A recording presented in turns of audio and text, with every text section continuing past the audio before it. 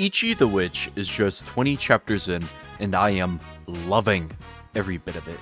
If you're looking to read a fun, exciting fantasy manga with great world building, I highly recommend Ichi the Witch. It follows our main little guy, Ichi, a young man who's grown up in the woods and bases his whole life around hunting. That's just what he does. His beginning reminds me a lot of Goku from OG Dragon Ball, and so far, if I had to compare him to any other manga character, it would be Goku. Just a bit more psychotic. One day, he stumbles upon this weird creature in the woods, and this is where we learn about Ichi the goat. He wants to hunt, needs to, but he will only hunt something when it goes to harm another person or another life. He believes if they don't face me with the intent to kill, then I shouldn't desire to kill them either. Truly goat behavior right there. But he does really want to hunt this thing. Now let's get into the whole magic system. Basically, there's hundreds of different types of magic. They all take forms of sentient beings. Humans are able to wield them, but only through going one of their trials first. That could be drinking every last drop of water that the magic gives you, or making it look pretty, or just killing it. So far the only people that have been able to use magics in this world are women. No man is able to use it. That's why those who have magics are called witches. Also, it is magic with a J. Sometime later, a carriage in the woods is attacked. The people on board receive an emergency magic warning, and the witch Desirous soon appears to take down the out-of-control magic. She's basically the Gojo of this world. Like, if I had to compare her to another character, I'm doing it again, it would be Gojo. She's basically just Gojo 2. The magic she fights is Uroro, the king magic, who destroyed entire mountains, dried up rivers, and kills people for what seems to be no reason at all. He hates all of humanity.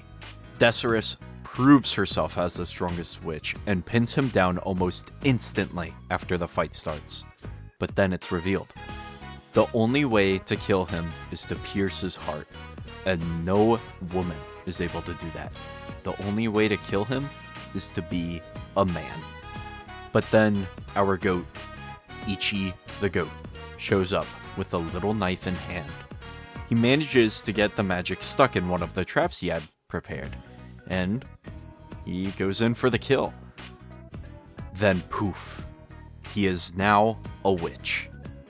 Ichi the witch, the first man to ever wield magic.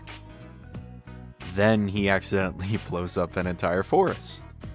So far, this is a very fun manga, filled with great art and a great story that's unfolding. The creativity on display is amazing. The designs of the magics and the whole trial aspect is so cool to me.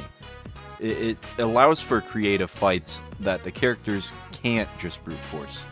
They need to do the trials to take them down, even if it's as silly as a fashion contest for a shark. That happens. Another aspect of Ichi the Peak that I love is the character interactions. My favorite scene is this one from chapter 7.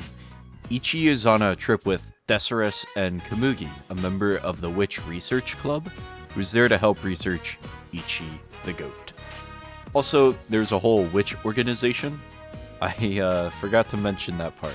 But while on the carriage ride, Ichi asks Komugi about her bag. She's just terrified of him since he acts like a wild animal, but the way he's drawn is just so cute. I love him. And she says the bag can just store about anything, even though it's small. It's magic. And Ichi loses his mind, and he finds everything that deals with magic to just be the coolest shit ever. One of the items Komugi shows him is a pen that creates water. And she gives him a glass of water, and he just says, "You're amazing." She's full of self-doubt.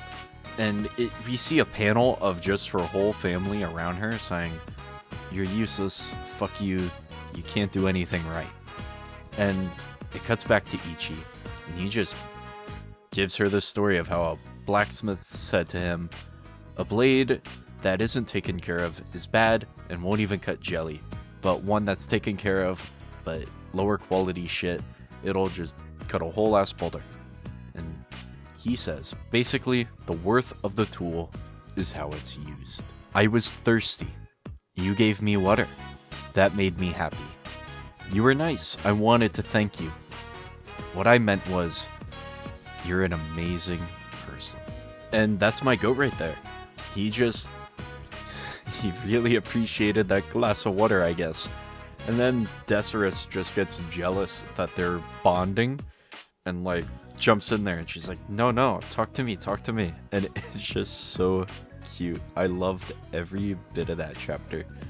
And honestly, I'm gonna keep reading it weekly. This is up there with Dandadan and JoJo for me.